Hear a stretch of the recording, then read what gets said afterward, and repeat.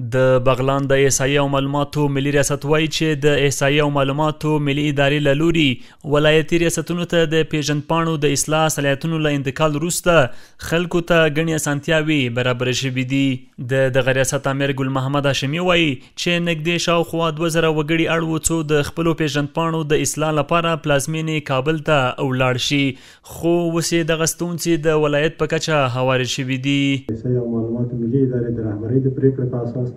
چې دوی باید په اداراتو کې مراجعینو ته پراخ سهولتونه برابر کړي. ځینې صلاحیتونه چې مخکې د مرکزي ادارې له صلاحیتو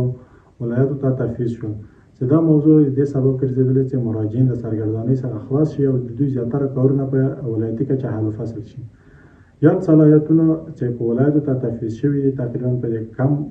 وخت کې له 2000 څخه ډېر مراجعین چې هغوی باید کابل ته تللي وای، مشکلات د ولایت په کچه حل شوي دي او دوی ضرورت نه ده شوی چې دوی کابل ته ولاړ شي.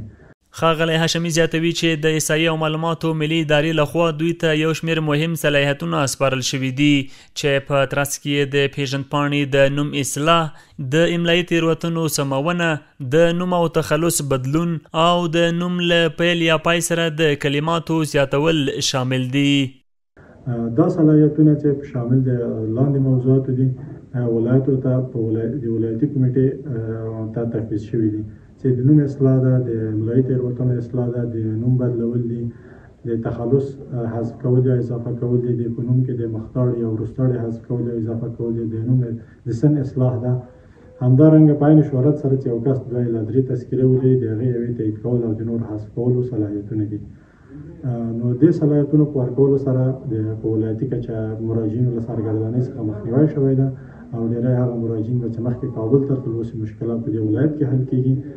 د یادونې وړ ده له هغه وروسته چې ولایتي ادارو ته د تذکیرو اړوند صلاحیتونه سپارل شوي، خلک دا ګام یو مثبت او ګټوره پریکړه بولي. اوس ډېری هغه ستونزې چې خلک یې له امله کابل ته تلل په خپلو ولایتونو کې حلیږي او د مراجعینو سرګرداني په اغېزمن ډول راکمه شوې ده.